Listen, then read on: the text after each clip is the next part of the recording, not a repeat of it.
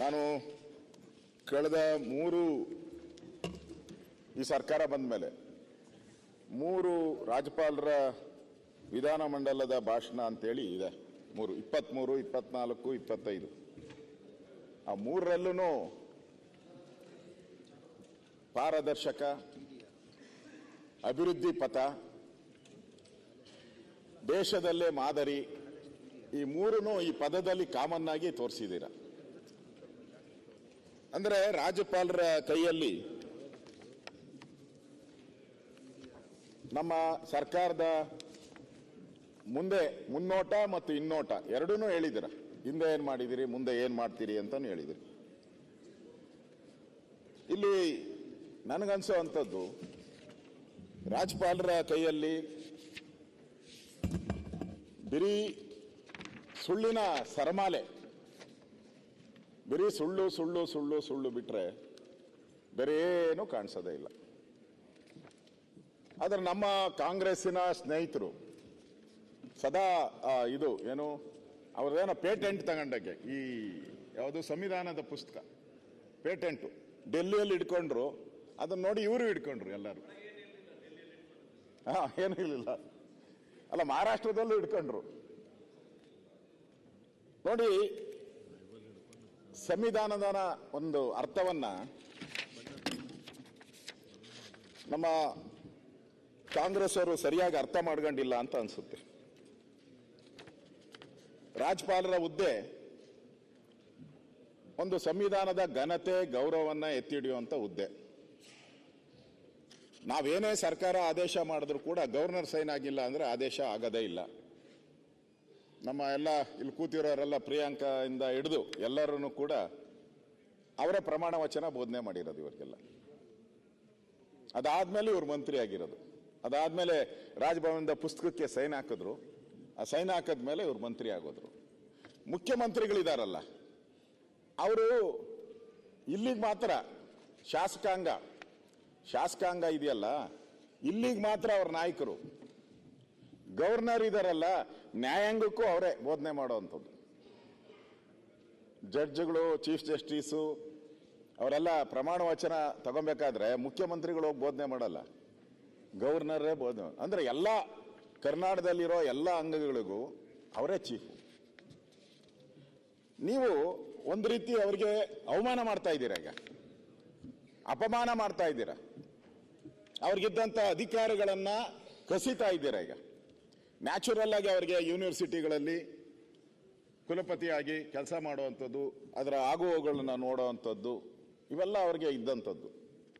ಅದರಲ್ಲೂ ನಮ್ಮ ಪ್ರಿಯಾಂಕಾ ಅವರು ಮುಂಚೂಣಿ ಹೋಗಿ ಅವ್ರ ಇಲಾಖೆಯಲ್ಲೇ ಫಸ್ಟ್ ತೆಗಿಯಕ್ಕೆ ಅಲ್ಲಿಂದ ಎತ್ತಂಗಡಿ ಪೈಲಟ್ ಪ್ರಾಜೆಕ್ಟ್ ಫಸ್ಟ್ ಬಿಡೋದು ಯಾವ್ದಾನ ಒಂದು, ಆಮೇಲೆ ಸಕ್ಸಸ್ ಆದ್ರೆ ಉಳಿದದ್ನೆಲ್ಲ ಮಾಡ್ಲಿ ಅಂತ ಅವ್ರು ಅಂದ್ರೆ ಮುಂದೆತ್ತು.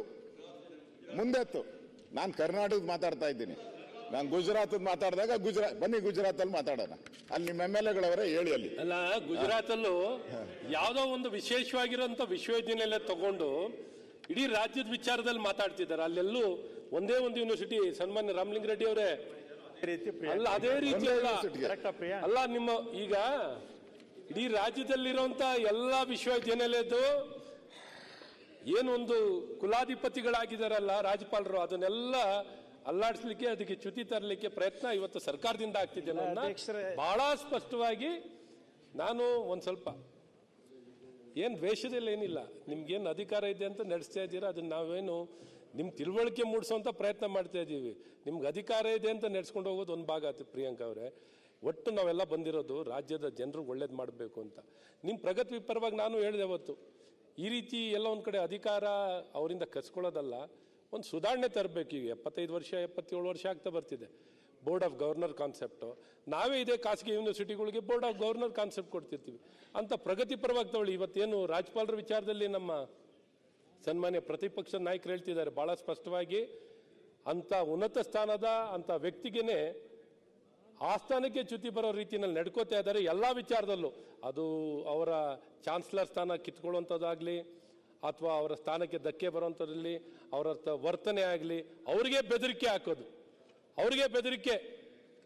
ನಿಮ್ಮ ರಾಜಭವನ್ ಚಲೋದಲ್ಲಿ ನಿಮ್ಮ ಕಚೇರಿಗೆ ನುಗ್ತೀವಿ ಅಂತ ಬಹಳ ಒಬ್ಬರ ವಿಧಾನ ಪರಿಷತ್ ಸದಸ್ಯರು ಹೇಳ್ತಾರೆ. ಸನ್ಮಾನ್ಯ ಅಧ್ಯಕ್ಷರೇ, ಉಪಾಧ್ಯಕ್ಷರೇ, ಒಂದ್ ಕಡೆ ಗವರ್ನರ್ಗೆ ಅಪಮಾನ, ಶಾಸಕಾಂಗ, ಕಾರ್ಯಾಂಗ, ನ್ಯಾಯಾಂಗ ಇದರೆಲ್ಲರ ಚೀಫ್ ಅವರು. ಅವ್ರನ್ನ ರಾಜ್ಯಪಾಲರು ಅಂತ ಹೇಳಿದ್ರೆ ಸರ್ಕಾರದ ಕೈಗೊಂಬೆ ಅಂತ ತಿಳ್ಕೊಂಡ್ಬಿಟ್ಟಿದ್ದಾರೆ. ಸರ್ಕಾರದ ಕೈಗೊಂಬೆ ಅಲ್ಲ, ಅವ್ರಿಗೆ ಅಧಿಕಾರ ಇದೆ. ಯಾವುದೇ ಬಿಲ್ ಹೋದ್ರಿ, ಯಾರಾದರೂ ಜನ ಕಂಪ್ಲೇಂಟ್ ಮಾಡಿದ್ರು ಅದಕ್ಕೆ ಸರ್ಕಾರಕ್ಕೆ, ಚೀಫ್ ಸೆಕ್ರೆಟರಿಗೆ, ಮುಖ್ಯಮಂತ್ರಿಗಳಿಗೆ ಕ್ವಶನ್ ಮಾಡುವಂತ ಅಧಿಕಾರ ಇದೆ. ಅದಕ್ಕೆ ಉತ್ತರ ಕೊಡಬೇಕಾಯ್ದು ಸರ್ಕಾರದ ಕರ್ತವ್ಯ. ಈಗೇನೋ ಹೊಸದಾಗಿ ಏನೋ ಚೀಫ್ ಸೆಕ್ರೆಟರಿ ಮೊದಲೇ ಡೈರೆಕ್ಟ್ ಆಗಿ ಕೊಡ್ತಾ ಇದ್ರು, ಅವ್ರನ್ನೂ ಕೊಡಬಾರ್ದು. ಚೀಫ್ ಸೆಕ್ರೆಟರಿನೂ ಕೊಡಂಗಿಲ್ಲ ಡೈರೆಕ್ಟ್ ಆಗಿ, ಡಿಜಿನೂ ಡೈರೆಕ್ಟ್ ಆಗಿ ಕೊಡಂಗಿಲ್ಲ. ಅವರು ಕ್ಯಾಬಿನೆಟ್ ಮುಖಾಂತರ ಕ್ಯಾಬಿನೆಟ್ ಅಂದ ಕಳಿಸ್ಬೇಕು. ಆ ರೀತಿ ಪರಿಸ್ಥಿತಿಯನ್ನ ತಂದ್ಬಿಟ್ಟಿದ್ದಾರೆ ಇವತ್ತು. ಅಂದ್ರೆ ಒಂದು ರೀತಿ ಸಂಘರ್ಷ, ಸರ್ಕಾರ ವರ್ಸಸ್ ಗವರ್ನರ್. ಈ ಸಂಘರ್ಷ ದಿನನಿತ್ಯ ಮಾಧ್ಯಮದಲ್ಲಿ ಬರ್ತಾ ಇದೆ. 4ನೇ ಅಂಗ ಅದು ಯಾವುದು? ಪತ್ರಿಕಾ ರಂಗ 4ನೇ ಅಂಗ. ಆ 4ನೇ ಅಂಗದಲ್ಲಿ ದಿನನಿತ್ಯ ಈ ಸಂಘರ್ಷದ ಸರಮಾಲೆಯನ್ನ ನಾವು, ಇದು ಒಂದು ರೀತಿ ಪ್ರಜಾಪ್ರಭುತ್ವಕ್ಕೆ ಮಾಡಿರ್ತಕ್ಕಂಥ ಒಂದು ಅವಮಾನ ಅಂತ ನಾನು ತಿಳ್ಕೊಂತೀನಿ. ಇವತ್ತು ಯಾವಾಗೂ ಹೇಳ್ತಾರೆ ಇವರು, ಗವರ್ನರ್ ಏನ್ ಮಾಡ್ಬಿಟ್ಟವ್ರು ಇವರು, ಇವ ನಮ್ಮವನಲ್ಲ, ಇವ ನಮ್ಮವನಲ್ಲ. ಬೇರೆ ಸಂದರ್ಭದಲ್ಲಿ ಹೇಳ್ತಾರೆ ಇವನು ಇವ ನಮ್ಮವ, ಇವ ನಮ್ಮವ, ಇವ ನಮ್ಮವನೆಂದಸಯ್ಯ ಕೂಡಲ ಸಂಗಮ ದೇವ. ನೀವು ಅಲ್ಲಿಂದಾನೆ ಬಂದಿರೋರು. ಬೇರೆ ಟೈಮಲ್ಲಿ ಹೇಳ್ತಾರೆ. ಈ ಗವರ್ನರ್ ವಿಚಾರ ಬಂದ್ರೆ ಇವ ನಮ್ಮವ ಅಲ್ಲ, ಇವ ನಮ್ಮವ ಅಲ್ಲ ಅಂತ ಹೇಳ್ತಾರೆ. ಸೈನ್ಗೆ ಅಲ್ಲೇ ಹೋಗ್ತಾರೆ. ಇಲ್ಲಿ ಇವತ್ತು ಗವರ್ನರ್ ಅವ್ರಿಗೆ ಕರೆದು ಅವ್ರ ಕೈಲಿ ಏನು ಬಹುಪರ ಹಕ್ಕುಗಳನ್ನ ಹಾಕ್ಸ್ಕೊಂಡಿದ್ದಾರೆ. ನಮ್ ಗವರ್ನರ್ ಬೇರೆ ಗವರ್ನರ್ ತರ ಅಲ್ಲ, ಪಾಪ ಒಳ್ಳೆಯವರು, ಒಳ್ಳೆಯವರು. ಬೇರೆ ಗವರ್ನರ್ಗಳೆಲ್ಲ ನೋಡ್ತಾ ಇದ್ದೀರಾ ನೀವು, ತಮಿಳುನಾಡಲ್ಲಿ ನೋಡಿದ್ದೀರಾ, ಬೇರೆ ಕೇರಳದಲ್ಲಿ ಎಲ್ಲ ನೋಡಿದ್ದೀರಾ. ನಮ್ ಗವರ್ನರ್ ದಲಿತ, ನನ್ಗೆ ಗೊತ್ತು, ಅವರು ನಮ್ಮ ಇನ್ಚಾರ್ಜ್ ಆಗಿದ್ರು, ಕರ್ನಾಟಕದ ಇನ್ಚಾರ್ಜ್ ಆಗಿದ್ರು, ಮತ್ತೆ ಕೇಂದ್ರದಲ್ಲಿ ಮಂತ್ರಿ ಆಗಿದ್ರು. ಬಹಳ ಸಜ್ಜನ ವ್ಯಕ್ತಿ, ಸಜ್ಜನರಲ್ಲಿ ಸಜ್ಜನ ವ್ಯಕ್ತಿ. ಅಂಥವ್ರಿಗೆ ಕಿರುಕುಳ, ಅವ್ರಿಗೆ ಫಿಟ್ಟಿಂಗ್ ಇಡೋದು, ಅವ್ರಿಗೆ ಫಿಟ್ಟಿಂಗು. ಅವ್ರೇನ ಒಂದು ಬಿಲ್ಲನ್ನ ವಾಪಸ್ ಮೊನ್ನೆ ಯಾವುದು ಇದು ಫೈನಾನ್ಸ್, ಮೈಕ್ರೋ ಫೈನಾನ್ಸ್ ಬಿಲ್ ವಾಪಸ್ ಕಳಿಸ್ತರು. ಅವ್ರೇನು ಕಳಿಸ್ತರು, ಈ RBI ರೂಲ್ಸ್ ಏನಿದೆ ಆ RBI ರೂಲ್ಸ್ ಅನ್ನ ಫಾಲೋ ಮಾಡಿ ನೀವು ಮಾಡಿ. ಯಾಕಂದ್ರೆ ಹಿಂದೆ ನೀವು ಸರ್ಕಾರನೇ, ಕೇಂದ್ರ ಇರ್ಬೋದು, ರಾಜ್ಯ ಸರ್ಕಾರ ಇರ್ಬೋದು, ಈ ಬ್ಯಾಂಕ್ಗಳಿಗೆ ಒಂದು ಅಧಿಕಾರ ಕೊಟ್ಟಿದ್ದಾರೆ. ಯಾವ ರೀತಿ ನೀವು ಸಾಲ ಕೊಡಬೇಕು, ಯಾವ ರೀತಿ ಸಾಲ ವಸೂಲಿ ಮಾಡಬೇಕು, ಕೋರ್ಟ್ಗಳಿಗೆ ಅದು ಕೊಟ್ಟ. ಅದನ್ನು ವೈಲೇಟ್ ಮಾಡಬೇಡಿ ಅಂದ್ರು. ತಗೋ ಇಮಿಡಿಯೇಟ್ ಆಗಿ. ಯಾಕಂದ್ರೆ ಇಲ್ಲಿ ಒದಿತಾ ಇದ್ರಲ್ಲ, ಜನ ಒದಿತಾ ಇದ್ರು, ಸಾಯ್ತಾ ಇದ್ರು. ಇಲ್ಲಿ ಮೈಕ್ರೋ ಫೈನಾನ್ಸ್ ಅವಳಿಯಿಂದ ಜನ ಆತ್ಮಹತ್ಯೆ ಮಾಡ್ಕೊಂತ ಇದ್ರು, ಊರುಗಳು ಬಿಟ್ಟು ಹೋದ್ರು. ಅವ್ರಿಗೆ ಆ ಕಾಟ ರಾಜ್ಯಪಾಲರದಲ್ಲ. ಈ ಕಾಟ ತಪ್ಪಿಸ್ಕೊಳಕ್ಕೋಸ್ಕರ ಗವರ್ನರ್ ಹಾಕ್ಬಿಟ್ರು. ಎಲ್ಲ ತಪ್ಪು ಮಾಡಿದ್ದು ಇವರು, ಆಪಾದನೆ ಮಾಡಿದ್ದು ಗವರ್ನರ್ ಅವ್ರ ಮೇಲೆ. ಇವತ್ತು ಅದಕ್ಕಿಂತ ಮುಂಚೆ ಹೋಗಿ ಇವ ನಮ್ಮವ ಅಲ್ಲ, ನಮ್ಮ ಅಲ್ಲ ಅಂತ ಹೇಳಿದ್ರು. ಇನ್ನೊಬ್ರು ನಮ್ಮ ಗೌರವಾನ್ವಿತ MLC ಅವರು, ಹೆಸರು ಹೇಳಲ್ಲ ನಾನು, ನಮ್ಮ ಗೌರವಾನ್ವಿತ MLC ಅವರು ಅವರೊಂದು ಆವಾಜ್ ಬಿಟ್ರು, ಮೇರಿ ಆವಾಜ್ ಸುನೋ, ಮೇರಿ ಆವಾಜ್ ಸುನೋ. ನಿಮ್ಮೂರವರು ಮೇರಿ ಆವಾಜ್ ಸುನೋ. ಬಾಂಗ್ಲಾ ಪ್ರಧಾನಿ ಗತಿನೇ ಬರಲಿದೆ. 4ನೇ ಅಂಗದ್ದು, ನಾನಲ್ಲ ಹೇಳ್ತಾ ಇರೋದು, ಅದಕ್ಕೆ ರೆಕಾರ್ಡ್ 4ನೇ ಅಂಗ ಬರೆದಿರೋದು. ಇದು ಕಾಮೆಂಟ್ ಮಾಡಂಗೆ ಇಲ್ಲ. ಐವಾನ್ ಡಿಸೋಜಾ, ಕಾಂಗ್ರೆಸ್ MLC. ಒಂದು ವೇಳೆ ರಾಜ್ಯಪಾಲ ದಾವರ್ ಚಂದ್ ಗೆಹ್ಲೋಟ್ ಅವರು ರಾಷ್ಟ್ರಪತಿಯವರು ವಾಪಸ್ ಕರೆಸಿಕೊಳ್ಳದಿದ್ದರೆ, ಅಂದ್ರೆ ಪ್ರೆಸಿಡೆಂಟ್ ಆಫ್ ಇಂಡಿಯಾ ಕರೆಸಿಕೊಳ್ಳದಿದ್ದರೆ, ಬಾಂಗ್ಲಾ ಪ್ರಧಾನಿಗೆ ಬಂದಂತ ಪರಿಸ್ಥಿತಿಯ ರಾಜ್ಯಪಾಲರ ಕಚೇರಿಗೂ ಬರಲಿದೆ. ಧಮ್ಕಿ. ಹಿಂದೆ ಟೆರರಿಸ್ಟ್ಗಳು ಈ ತರ ಕೊಡ್ತಾ ಇದ್ರು. ಟೆರರಿಸ್ಟ್ಗಳು ಇಂಥ ಟೈಮಲ್ಲಿ ಬಾಂಬ್ ಹಾಕ್ತೀರಿ ನಾವು ಅಂತ. ಹಂಗೆ ಒಬ್ಬ ಗವರ್ನರ್ ಈ ರಾಜ್ಯದ ಮೊದಲ ಪ್ರಜೆ, ಅವ್ರಿಗೆ ಬೆದರಿಕೆ. ಇನ್ನು ನಮ್ಮ ಜಮೀರ್ ಅಹಮದ್ ಅವರು ಹೇಳಿದ್ದಾರೆ. ಜಮೀರ್ ಅಹಮದ್ ಅವ್ರು ಯಾರ ಮಾತೋ ಕೇಳ್ಬಿಟ್ಟು ಸೈನ್ ಮಾಡ್ತಾ ಇದ್ದಾರೆ, ಗವರ್ನರ್ಗೆ ತಿಳುವಳಿಕೆ ಇಲ್ಲ ಅಂತಾನೂ ಹೇಳಿದ್ದಾರೆ ಅವರು.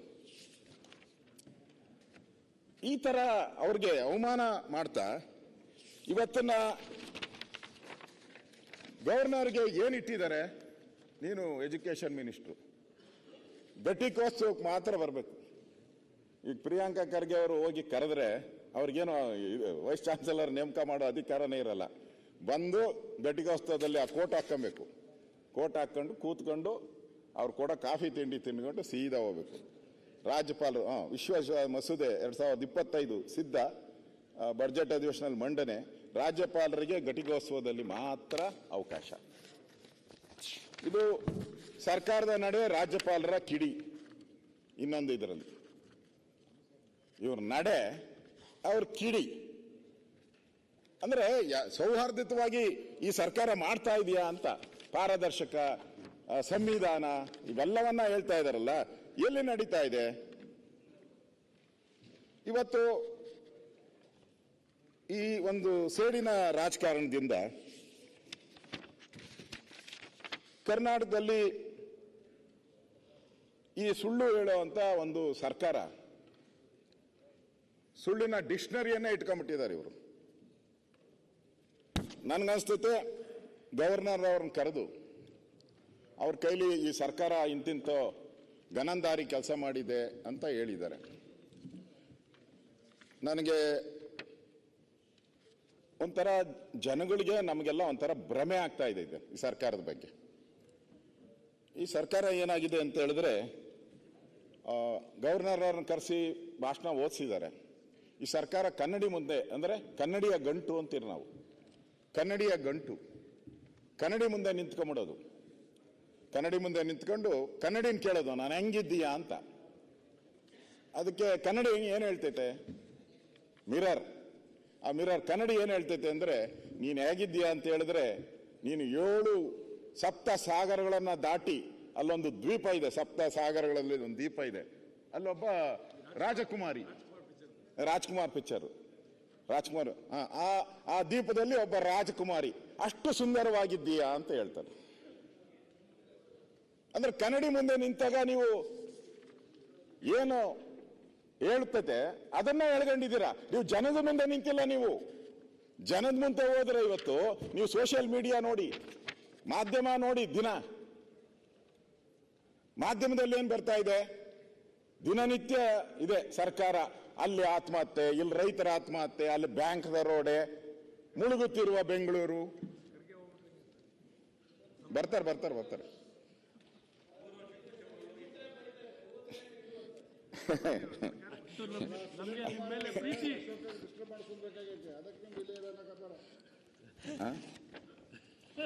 ಆಮೇಲೆ ಅಧ್ಯಕ್ಷರೇ, ಈಗ ಬಂದೇ ಬರ್ತಾರೆ. ನಾನು ಹೇಳಿದ್ಮೇಲೆ ಈಗ ಬಂದೇ ಬರ್ತಾರೆ. ನೀವು ಬೇಡ ಅಂದ್ರೆ ಬರ್ತಾರೆ ಅವರು, ಈಗ ಬರ್ತಾರೆ. ಸನ್ಮಾನ್ಯ ಅಧ್ಯಕ್ಷರೇ, ಇದು ಪಾರದರ್ಶಕ ಆಡಳಿತ. ರಾಮಲಿಂಗಾರೆಡ್ಡಿ ಹೇಳಿದ್ರು 3 ವರ್ಷದ ಮುಂದೆ ಮುಳುಗ್ತಾ ಇರಲ್ಲ ಅಂತ. 3 ವರ್ಷದಿಂದ ಮುಳುಗ್ತಾ ಇದೆ ಅಂತ ಹೇಳಿಬಿಟ್ಟು ನಮ್ಮ ಜನಕ್ಕೆ ಹೇಳಿ ಇನ್ನು ಮುಳುಗ್ಸಲ್ಲ ಬೆಂಗಳೂರು ಅಂತ ಹೇಳಿ ಅಧಿಕಾರಕ್ಕೆ ಬಂದವರು. ಅಶೋಕಣ್ಣ, ಮುಳುಗ್ಸಲ್ಲ ಅಂತ ಹೇಳಿದ್ರು. ಒಂದ್ ಸೆಕೆಂಡ್ ಒಂದೇ ಸೆಕೆಂಡ್. ತಾವು ಜನದ ಮುಂದೆ ಹೋಗಿಲ್ಲ ಅಂತಂದ್ರಿ, ಉಪಚುನಾವಣೆಗಳಲ್ಲಿ ಜನದ ಮುಂದೆ ಹೋದ್ವಿ, ಆಶೀರ್ವಾದ ಮಾಡಿ. ಪಾರ್ಲಿಮೆಂಟ್ ಚುನಾವಣೆ ಪಾರ್ಲಿಮೆಂಟ್ ಚುನಾವಣೆ ಹೇಗಾಗಿತ್ತು ಅಂತ ನೆನೆಸ್ಕೊಂಡ್ರೆ, ಚುನಾವಣೆಗಳಲ್ಲಿ ಹೋಗಿ 3 ಉಪಚುನಾವಣೆ ಏನು ಅಂತ ನಿಮ್ಗೆ ಮಾಡಿ, ಉಪಚುನಾವಣೆ ಹೇಗೆ ನಡೆಯುತ್ತೆ ಅಂತ ನಮ್ಗೆಲ್ಲ ಗೊತ್ತಿದೆ. ಪಾರ್ಲಿಮೆಂಟ್ ಎಲೆಕ್ಷನ್ ನೋಡ್ಕೊಳ್ಳಿ, ನಮಗೆ ಹೇಗೆ ಜನ ನೇರವಾಗಿ ನಿಮ್ಮನ್ನ ತಿರಸ್ಕಾರ ಮಾಡಿದ್ದಾರೆ ಅನ್ನೋದನ್ನ ವೋಟಿಂಗ್ ಪರ್ಸೆಂಟೇಜ್ ಜಯನ ಕೊಟ್ಟು ಕಡಿಮೆ ಆಗಿದೆ ನಮ್ಮ ಸರ್ಕಾರ.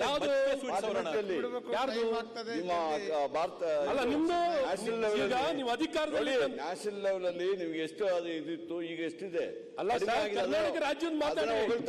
ಈಗ ಕರ್ನಾಟಕ ರಾಜ್ಯದ ನೀವು ಮಾತಾಡಿ. ಕರ್ನಾಟಕ ರಾಜ್ಯ ಅವ್ರು ಕೇಳ್ತಿರೋದೇನು? ಕರ್ನಾಟಕ ರಾಜ್ಯದ್ದು 20 ಲೋಕಸಭಾ ಚುನಾವಣೆ, ಲೋಕಸಭಾ ಚುನಾವಣೆಯಲ್ಲಿ ಸಂಖ್ಯೆ ಎಷ್ಟು, ಎಷ್ಟಿದೆ?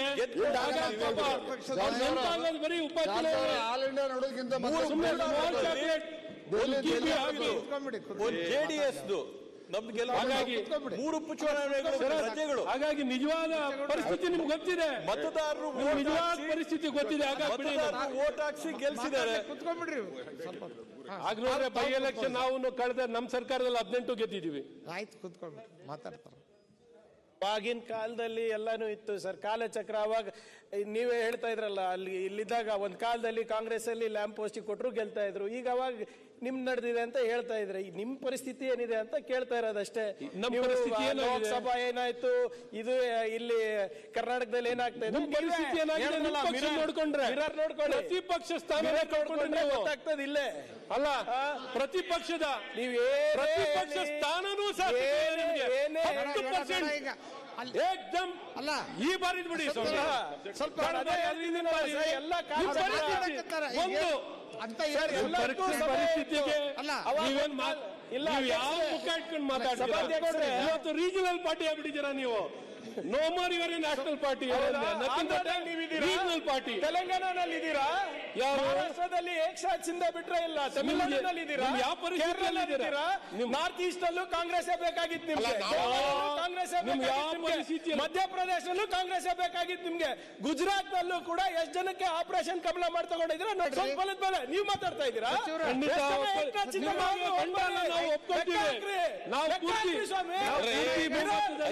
ವರ್ಷ ಕೇಂದ್ರದಲ್ಲಿ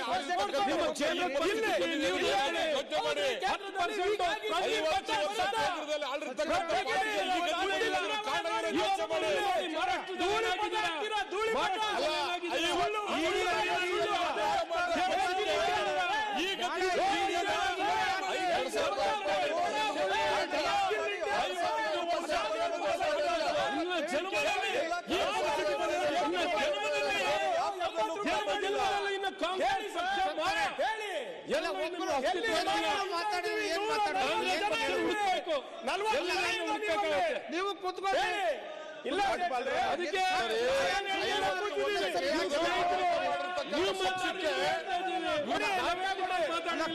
ಸುಮ್ಮನೆ ಕುಂದ್ರಿ.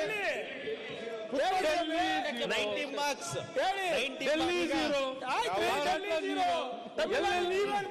ಸಾಧನೆ ಮಾಡಿ ಇಲ್ಲಿ ನೋಡಿ ಏನ್ ಸ್ವೀಟ್ ಗೆದ್ದಿದ್ದೀರಾ ಅಷ್ಟೇ ಬಿಡಿ. ನಿಮ್ ಯಾಕೆ ಬೆಳೆಸ್ತೀರಿ?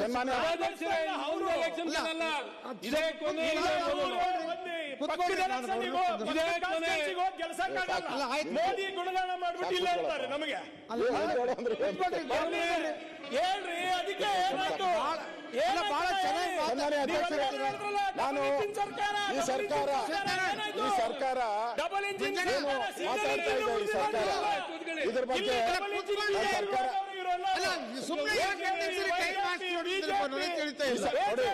ಈ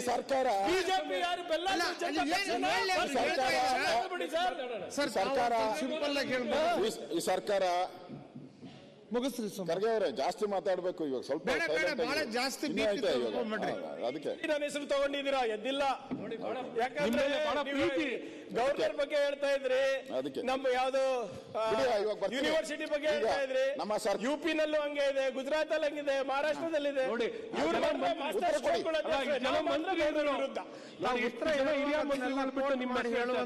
ಖುಷಿ ಪಡ್ಬೇಕು. ಅದಕ್ಕೆ ನಾನು ಖುಷಿನ ವ್ಯಕ್ತಪಡಿಸ್ತಾ ಇದ್ದೀನಿ.